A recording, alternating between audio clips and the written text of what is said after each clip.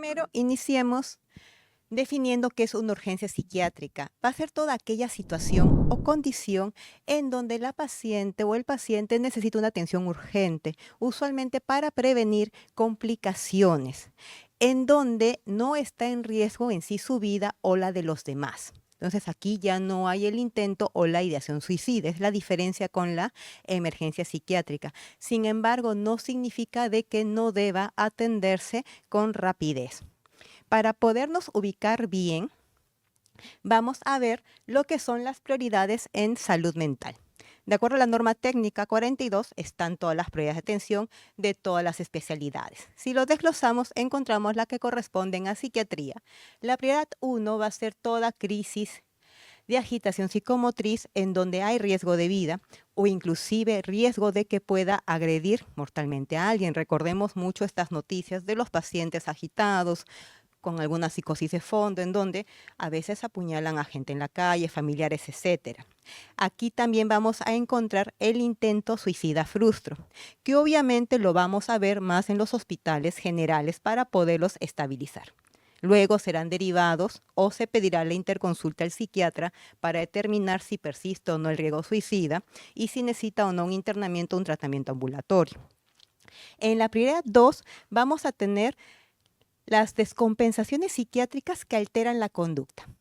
Digamos, síntomas psicóticos que alteran la conducta como cuáles. El paciente refiere que escucha voces que le dicen que no come y el paciente no come.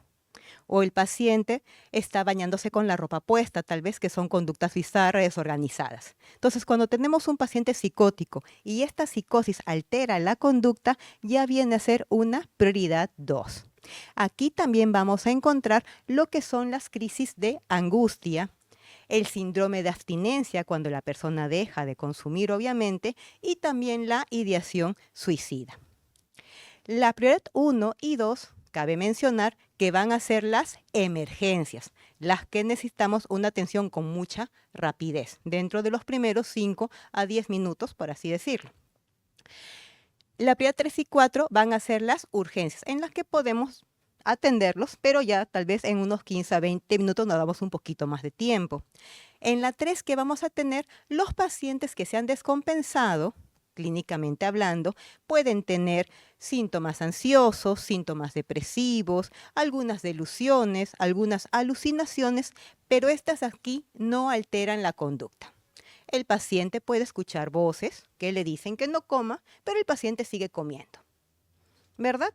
El paciente puede estar con algunas ideas de daño, todo, pero el paciente no está agresivo. La persona con depresión puede sentir desgano, pero de alguna manera se mantiene parcialmente funcional. Recordemos que en la depresión por criterio, obviamente ya no hay una funcionalidad total, ¿no? Entonces, esas son prioridades 3, que hay que tratarlas así, porque si este paciente que está con una depresión, con un desgano y por sí solo se está tratando de levantar, no le doy un tratamiento, va a continuar y va a tener un desgano completo o va a llegar a una ideación suicida probablemente, propia de las depresiones cuando no son tratadas. Si este paciente con esquizofrenia que está escuchando voces que le dicen que no coma o que pegue, que no hace caso y no la atendemos, pues en pocos días o en una semana el paciente va a estar agresivo, dejando de comer y poniendo en riesgo su vida o la de los demás. Entonces sí amerita una atención también. Como decimos, la urgencia justamente es para evitar las complicaciones y que pueden ser severas. Y la prioridad 4 son todas aquellas enfermedades que no están descompensadas y que ya deberían atenderse por consulta externa. Sin embargo, en la norma que dice que igual los debemos de atender y son los que podemos esperar un poco más de tiempo. En la atención primaria de salud, entonces, todo lo que es prioridad 1 y 2 va a tener que ser referido, ya sea a un hospital general o ya sea a un hospital psiquiátrico. Después veremos las pautas. Lo que son prioridades 3 y 4 se podrían atender en el primer nivel de atención en el caso de estas urgencias. ¿Cuál va a ser la finalidad del primer nivel de atención? Obviamente la contención y la estabilización del paciente. Si les llega un paciente que dice que se ha tomado los medicamentos de más en sobredosis, y si es que hay movilidad, bueno, podremos poner una vía y lo derivaremos a un hospital general. ¿Para qué? puedan hacerle el lavado gástrico, la contención física que amerite. Si llega un paciente en una crisis de pánico, de angustia, nivel 2, le podremos poner un midazolam y veremos el efecto. Si calma, podemos seguir atendiendo. Si no, pues lo derivaremos en este caso al hospital psiquiátrico. Pero vamos a contener y estabilizar dentro de la capacidad resolutiva de cada centro. Recordemos que a veces tenemos dificultades entre medicamentos, espacios, personal capacitado, etcétera. La identificación de causas orgánicas. Y esto va mucho con la psicosis. Muchas veces se ha asociado el tema de alucinaciones o delusiones con la esquizofrenia y nos olvidamos que podemos tener causas orgánicas. Un estado posictal, por ejemplo, puede tener alucinaciones visuales o a veces estados de agitación. Tumoraciones, cetoacidosis, infecciones sobre todo en los adultos mayores fácilmente los pueden alterar y generar algunos síntomas también psiquiátricos. Y definitivamente ustedes tienen que determinar la necesidad de referirlos o no. Entonces, estabilizamos, identificamos si es que hay causas o no orgánicas y determinamos si la atención la hacemos ahí o la referimos, siempre en beneficio del paciente. Vamos a ver patología por patología de lo que son las urgencias. Agitación psicomotriz, por ejemplo, delirio, abstinencia, intoxicación y también hemos agregado lo que son las crisis de angustia y los síntomas extrapiramidales que se dan por la toma de los antipsicóticos.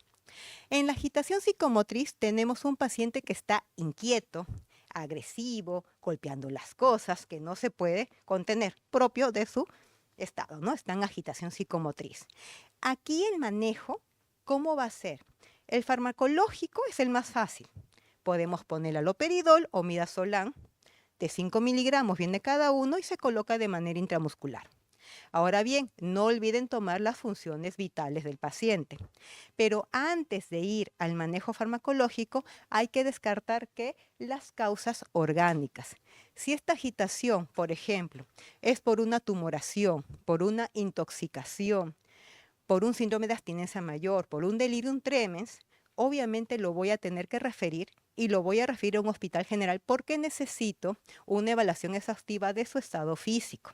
¿Le puedo poner haloperidol? Sí, que es el más seguro. Aquí trato de no utilizar la benzodiazepina.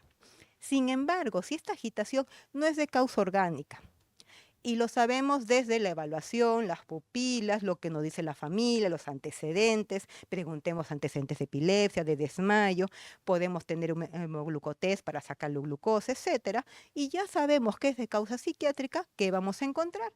Usualmente los estados psicóticos, abstinencias, pero en grado leve, no las que llegan a las convulsiones, por si acaso. Los pacientes con retardo mental o el autismo y también en el consumo de sustancias, ya sea porque ha consumido o ya sea porque está en abstinencia. ¿Le podemos colocar el aldol y el midazolam? Sí. Si la agitación es moderada, únicamente utilizaremos el haloperidol. Cuando es muy severa, podemos utilizar la combinación de ambas. Si el paciente está en consumo, y es algo que siempre se pregunta, ¿le podemos poner alguno de estos fármacos? Sí.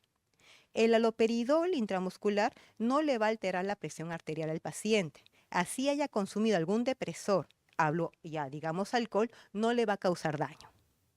A diferencia de las benzodiazepinas, que sí son depresores. Si es que en el consumo de sustancias que causa esta agitación, el paciente ha consumido alcohol o marihuana, opioides o cualquier depresor, ya no es conveniente. Aquí sí puedo dañar al paciente. Aquí únicamente haloperidol.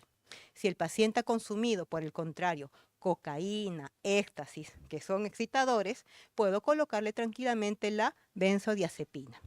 Un truco son las pupilas. Las pupilas dilatadas indican que el paciente va a estar excitado. Pueden darle el midazolam.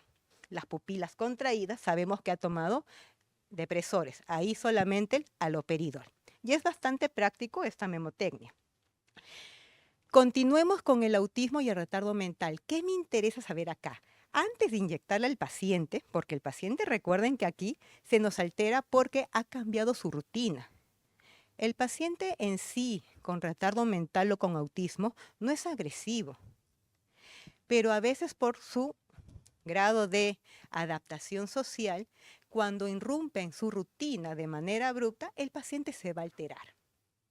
Una mudanza, alguien nuevo que vino en casa, un bullying si está yendo a un colegio especial, lo puede alterar.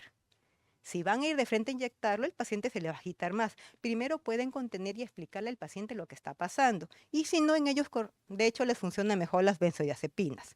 Pero sí es importante saber qué detonó esta agitación para que puedan hacer la consejería a la familia. Si no, el paciente retorna al mismo medio que no se adapta y va a estar agitado, agitado, agitado. Ahora, los pacientes con retardo mental o con autismo, cuando tienen retardo mental, sobre todo moderado, severo, profundo, sí en algunos casos pueden tener síntomas psicóticos. Y se les va a notar hablando solos, con delusiones. Obviamente acá sí es por la psicosis que se ha descompensado. Pero en la mayoría es porque se ha roto la rutina. ¿Qué otras cosas lo pueden descompensar? Y es importante que tengan conocimiento. Los dolores físicos. Recordemos que no todos generan la habilidad para expresar lo que están sintiendo. Entonces, a veces llegan golpeándose la cabeza y es porque les duele la cabeza, no es que estén escuchando voces y no es una conducta habitual en ellos, no es que siempre tengan estos mitos estereotipados.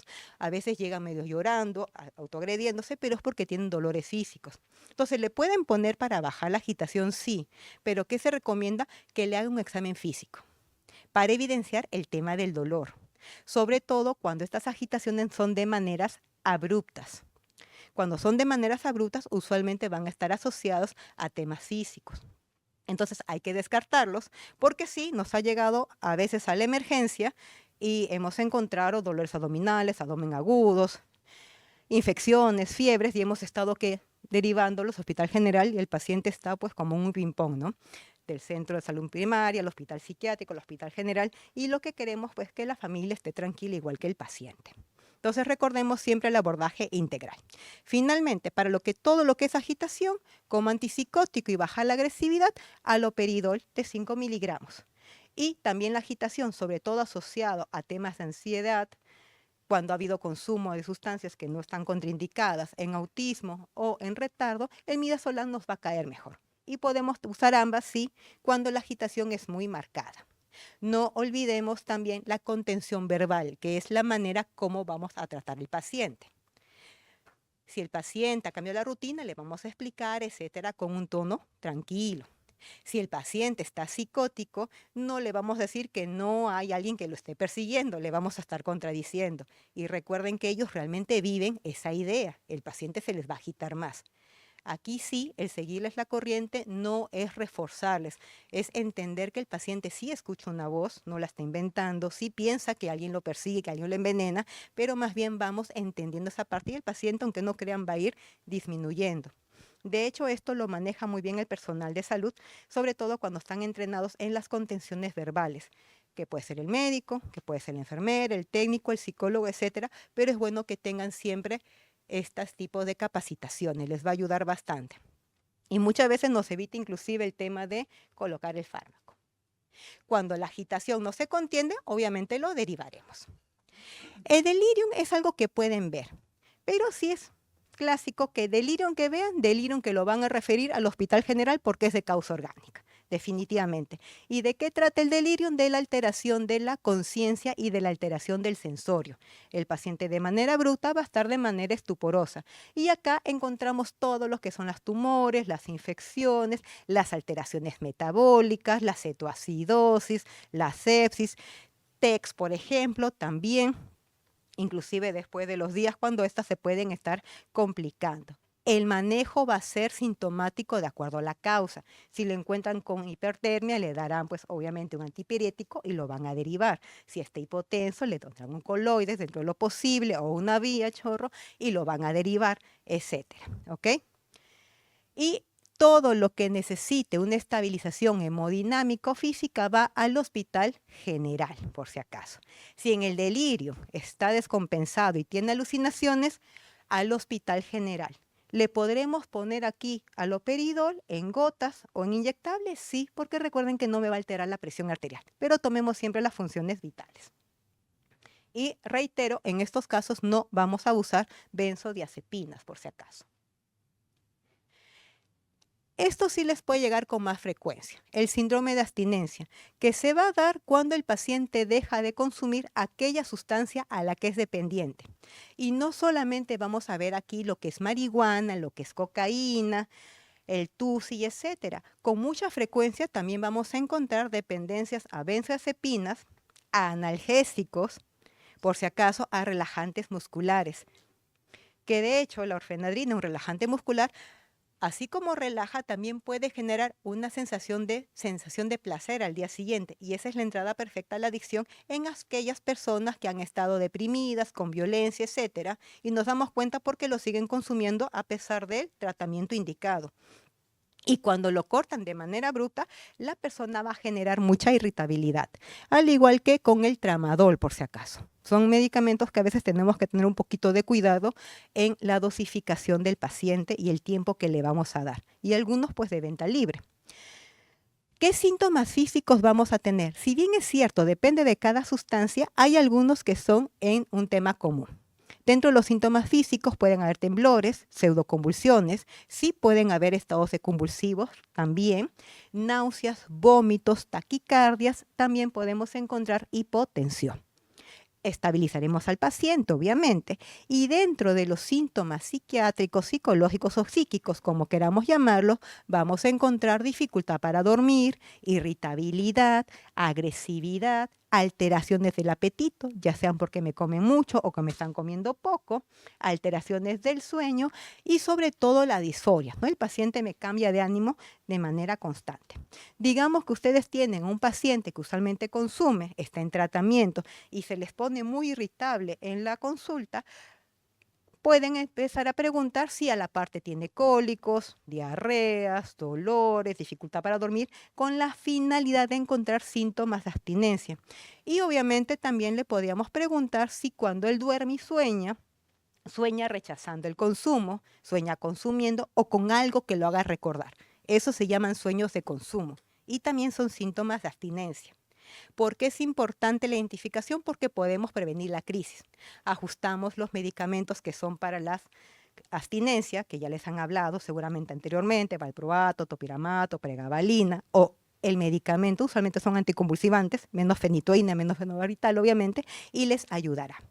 Sin embargo, si el paciente ya les hizo la crisis de abstinencia, está sudoroso, etcétera, vamos a estabilizarlo sintomáticamente, le pondremos una vía si es que se le bajó la presión o no, pero lo que le va a calmar el síndrome de abstinencia acá sí son las benzodiazepinas. Podemos utilizar midazolam, que es de acción ultra rápida, de tiempo de vida ultra rápida, intramuscular, o podemos utilizar el diazepam. Obviamente el diazepam sí lo colocaremos de manera endovenosa porque la absorción intramuscular es errática. Cualquiera de los dos que tengan a la mano y el paciente va a tranquilizar. Hay abstinencias que son muy marcadas, que le colocamos el parenteral y el paciente no calma. Entonces tendrá que ser referido, pero en este caso al hospital psiquiátrico, porque seguramente vamos a tener que repetir la dosis cada cierto horario y tal vez en un estado de observación. Muy bien. Si el paciente tranquiliza, lo podemos seguir manejando de manera ambulatoria y ajustaremos las dosis de los medicamentos para la abstinencia. Si no está en tratamiento, no tienen los medicamentos, psiquiatra a la mano, etcétera, también lo referirán a la emergencia, en este caso para la continuidad del tratamiento, para instaurarle su medicamento y evitar otra crisis de abstinencia. Y también será referido pues al hospital psiquiátrico. Entonces se va entendiendo la idea. Cuando necesito una estabilización física de urgencia, una imagen, una prueba de laboratorio, un chequeo físico total en cualquier especialidad, iremos al hospital general. Cuando necesito una evaluación psiquiátrica más profunda, psicofármacos, observación en lo que es salud mental, irá pues al hospital psiquiátrico. Y es una manera muy fácil de saber cómo los vamos a ir refiriendo. En el caso de la intoxicación, aquí puede ser tanto por un tema de intoxicación de medicamentos o aquellas intoxicaciones por los intentos suicidas también. ¿Qué podría pasar? O sobredosis, que a veces los pacientes se lo toman no por ideación suicida, sino que suele suceder que se olvidan en la dosis en la mañana y tal vez si la tomaron, se toman doble dosis en la tarde y llegan con una pequeña intoxicación sin ideación de haberse querido lastimar. Aquí obviamente También vamos a ver que puede haber intoxicaciones luego de lo que son las ingestas de las sustancias psicoactivas. Vamos a identificar el tipo de sustancia, ya sabemos el tema de las pupilas, para ver si son excitadores o depresores, y vamos a iniciar el manejo con las vías aéreas, ¿no? El ABC. Porque el paciente está intoxicado, tenemos que estabilizarlo. Una vez que vemos que la vía está permeable, hemodinámicamente estable, lo que vamos a hacer es referir al paciente al hospital general, porque la capacidad resolutiva usualmente no se va a alcanzar en el primer nivel de atención, pero sí lo estabilizan para poderlo referir. No me lo van a mandar intoxicado a pie al hospital general, por favor, pero sí tienen que identificar las causas, sea de medicamentos, sea de alimenticios, sea porque se equivocó y tomó dosis de más, etc. Las crisis de pánicos es algo que pueden ver. Recordemos que en la parte de depresión o ansiedad, muchas veces los pacientes llegan primero a los primeros niveles de atención, a los hospitales generales, antes que a los hospitales psiquiátricos. ¿Por qué? Por los síntomas somáticos. Y después de muchas evaluaciones nos damos cuenta que el paciente sí está deprimido, sí está ansioso y recién llega al psiquiatra. Entonces, con frecuencia podrían ver. ¿Cómo lo van a identificar? La crisis de pánico, la crisis de angustia, es aquella sensación en donde el paciente va a sentir que le falta el aire, que se le oprime el pecho, que no puede respirar, con algunas ideas de que tal vez se va a morir o de que va a perder la cordura o que va a perder el control. En algunos casos puede sentir adormecimiento de mandíbula y también del brazo. Si se dan cuenta, los síntomas son muy parecidos al infarto al miocardio, salvo por la idea de que la persona va a perder el control. Entonces el diagnóstico diferencial efectivamente es el infarto. ¿Qué hacemos acá? Al menos le tomamos un EKG. Y con eso ustedes salen de dudas. Si no hay cemento ST, QT alterados, etcétera, sabremos que es una crisis de pánico. Ojo, que en la crisis de pánico podemos encontrar una leve taquicardia, porque sí hay síntomas vegetativos también, con sudoraciones, etcétera. Pero no vamos a encontrar alterado la parte eléctrica, obviamente en el EKG, ni arritmias, ni nada por el estilo. Si el EKG sale dentro de lo normal y una leve taquicardia, sabemos que es una crisis de pánico. Y créame que es bastante angustiante para el paciente. Mientras más demoremos, le causamos más sufrimiento al paciente. ¿Qué va a bajar la crisis de pánico de angustia? Las benzodiazepinas. Diazepam o midazolam. Ya sabemos, diazepam 10 miligramos endovenoso lento, midazolam 5 miligramos intramuscular. Cualquiera de las dos, no me van a poner las dos juntas, por favor, que me lo cedan al paciente. Y de estar muy alterado va a pasar muy dormido después. No. Ahora, también, ¿qué vamos a hacer en la crisis de pánico? Muy aparte de descartar el EKG, la ansiedad es tanta que no siempre el paciente se queda dormido con la dosis, es suficiente para bajarle, salvo que tenga cierta susceptibilidad. Luego de que le bajamos, al menos hay que preguntar qué le ocasionó esas crisis de pánico para iniciarle un tratamiento. Recuerden que estabilizamos pero referimos. Pero en los primeros niveles de salud también tenemos antidepresivos y todo lo que es depresión y todo lo que es ansiedad lo tratamos con antidepresivos. ¿Qué le ocasionó? Una fobia a las arañas y le pusieron una araña en la mano. Ya será pues una fobia específica, pero lo puedo tratar. ¿Qué le ocasionó? Una discusión en la familia, tal vez un tema adaptativo, tal vez únicamente lo pase pues con psicología. ¿Qué lo ocasionó? Ya hace tiempo, se siente triste, ansioso, alterado, entonces sabemos que ya vamos para una ansiedad o una depresión, le daremos un antidepresivo. Si tiene fluoxetina, le daremos 20 miligramos, comenzamos con media, 3 días y después a una diaria, y le diremos que pase también con psicología, sacará su consulta.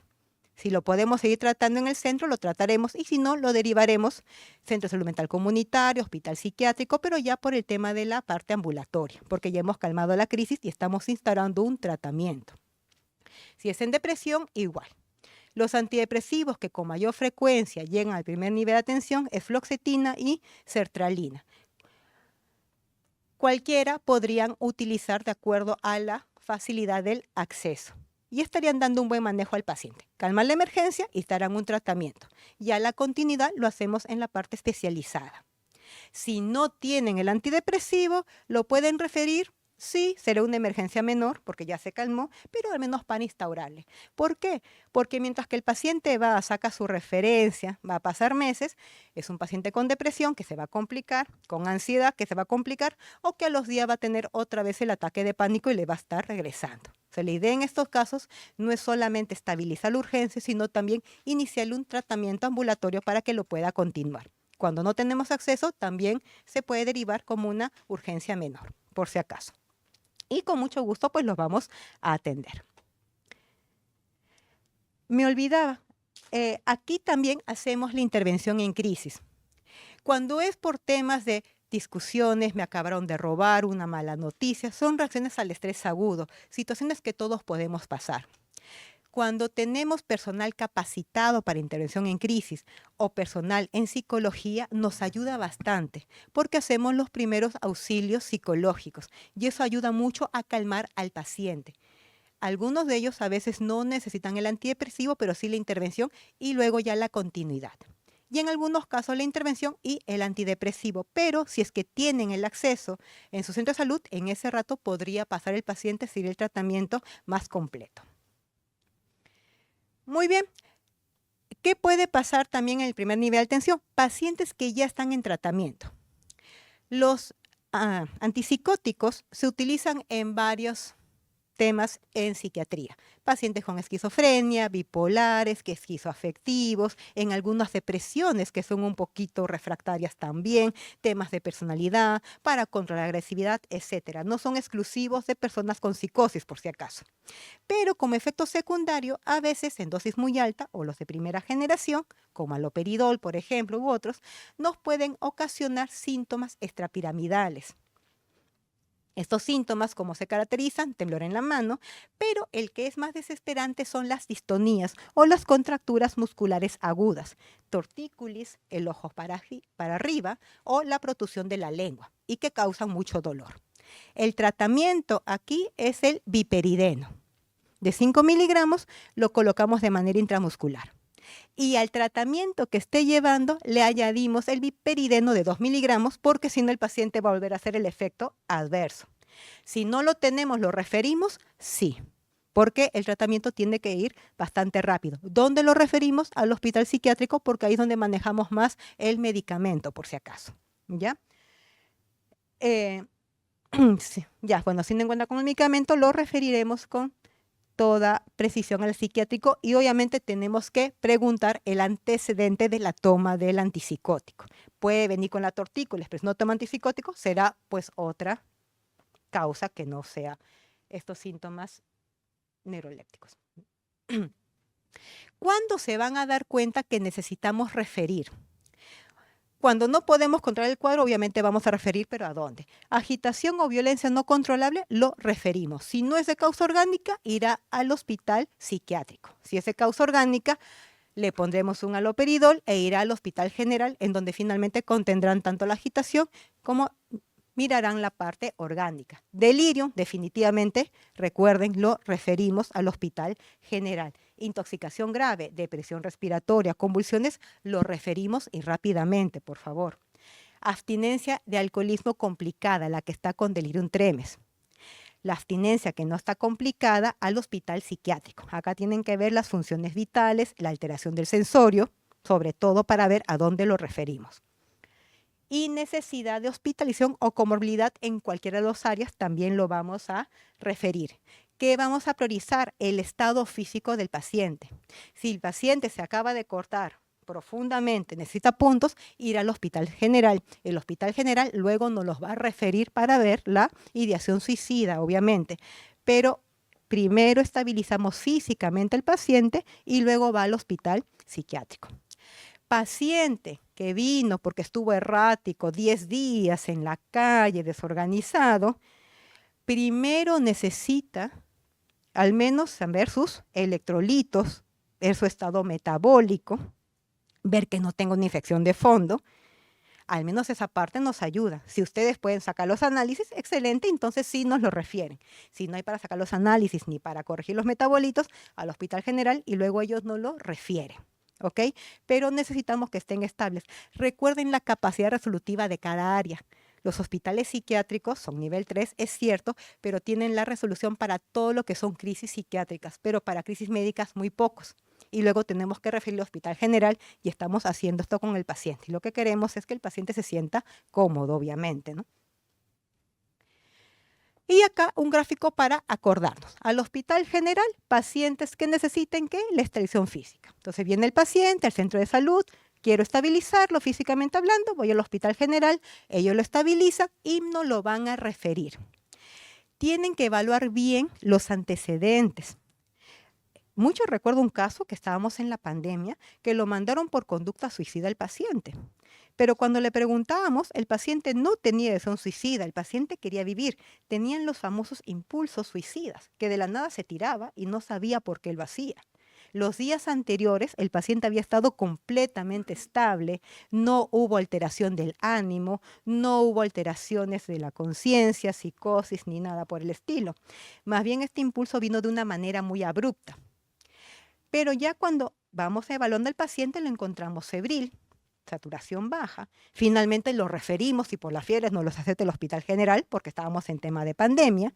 Y el paciente estaba con una neurocisticercosis que lo estaba descompensando.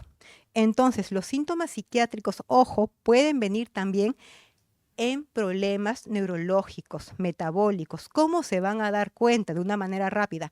Todo aquel síntoma psiquiátrico que inicia de manera abrupta, estamos obligados a descartar la causa orgánica. Si tengo la persona adulta mayor de 70 años, usualmente estable, y que de la noche a la mañana se puso a conversar solo, a tirarse, a estar agresivo, este adulto mayor se descompensó por algo. Piensen en infecciones. Recordemos que en esta etapa de la vida no siempre hacemos fiebre ante una infección menor. Recuerden que ya las defensas van bajando. Entonces, primero descartemos la parte orgánica antes de empezar la parte psiquiátrica. Finalmente, la agitación es sintomática el manejo. ¿Por qué? Porque así le pongamos aloperidol cada 8 horas los días que siguen, este paciente no va a mejorar y se le va a complicar su organicidad. Entonces sí hay que identificar muy bien esta parte. Señora, ¿desde cuándo estaba agresivo? Desde ayer. Antes de ayer estaba bien, no, ya estaba un poquito irritable, etcétera. Ya es insidioso, ya va a ser psiquiátrico.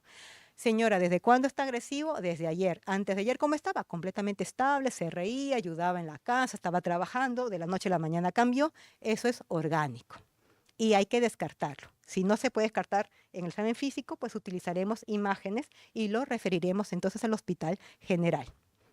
No, bueno, finalmente este paciente creo que sí llegó a estabilizar, pero obviamente ese expuso mucho su vida al estar dando las rondas antes de referirlo a un lugar adecuado. No me estigmaticen al paciente. Algo que suele pasar en las emergencias es que dicen, tiene antecedente de bipolaridad, antecedente de esquizofrenia, antecedente de depresión, antecedente de ansiedad. El dolor que tiene en el abdomen lo está inventando y no. Tal vez sí hay una gastritis, tal vez hay un cólico vesicular, tal vez una apendicitis. Al menos evaluarlo físicamente al paciente. Mucho la empatía, ya si está psicótico, más o menos estable, ya saben, no lo vamos a contradecir, lo que queremos es evitar el daño del paciente. Y el resto ya lo haremos en la especialidad. Ustedes nos ayudan bastante viendo que no se nos vayan a complicar. Muy bien. Y finalmente, algunas lecturas recomendadas para el manejo de sus pacientes. Acá las guías nos ayudan mucho. Recuerden de violencia, de depresiones. No hay una guía, obviamente, de emergencia para nivel primario de salud, pero sí las guías por las patologías que nos van a ayudar. Pueden tomarle foto con todo gusto y ahora sí quedo atenta a las dudas o preguntas que puedan hacer.